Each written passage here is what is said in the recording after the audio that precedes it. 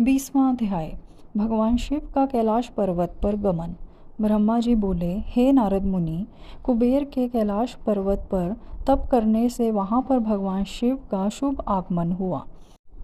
कुबेर को वर देने वाले विश्वेश्वर शिव जब निधिपति होने का वर देकर अंतर्धान हो गए, तब उनके मन में विचार आया कि मैं अपने रुद्र रूप में, जिसका जन्म ब्रह्मा जी के ललाट से हुआ है और जो संहारक है, कैलाश पर्वत पर निवास करूंगा।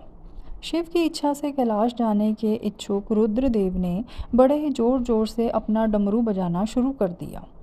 वह ध्वनि उत्साह बढ़ाने वाली थी। डमरू की ध्वनि तीनों लोकों में गूंज रही थी। उस ध्वनि में सुनने वालों को अपने पास आने का आग्रह था। उस डमरू ध्वनि को सुनकर ब्रह्मा, विष्णु आदि सभी देवता, ऋषि मुनि, वेद शास्त्रों को जानने वाले सिद्ध लोग बड़े उत्साहित होकर कैलाश पर्वत पर पहुँचे। भगवान शिव के सारे पार्षद और गणपाल जहाँ भी थे, वे कैलाश पर्वत पर पहुँचे। साथ ही असंख्य गणों सहित अपने लाखों करोड़ों भयावनी भूत प्रेतों की सेना के साथ स्वयं शिव जी भी वहां पहुंचे। सभी गणपाल सहस्त्र भुजाओं से युक्त थे। उनके मस्तक पर जटाएं थीं।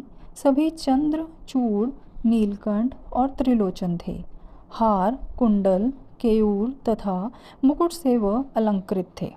भगवान शिव ने विश्वकर्मा को कैलाश पर्वत पर निवास बनाने की आज्ञा दी। अपने व अपने भक्तों के रहने के लिए योग्य आवास तैयार करने का आदेश दिया। विश्वकर्मा ने आज्ञा पाते ही अनेकों प्रकार के सुंदर निवास स्थान वहां बना दिए। उत्तम मुहूर्त में उन्होंने वहां प्रवेश किया। इस मधुर बेला पर सभी देवताओं, ऋषि मुनियों और सिद्धों सहित ब्रह्मा और विष्णु जी ने शिवजी व उमा का अभिषेक किया। विभिन्न प्रकार से उनकी पूजा अर्चना और स्तुति की। प्रभु की आरती उतारी। उस समय आकाश में फूलों की वर्षा हुई। इस समय चारों ओर भगवान शिव तथा देवी उमा की जय जयकार हो रही थी। सभी की स्तुति से प्रसन्न होकर भगवान शिव ने उन्हें उनकी इच्छा के अनुसार वरदान दिया तथा उन्हें अभीष्ट और मनोवांछित वस्तुएं भेंट की।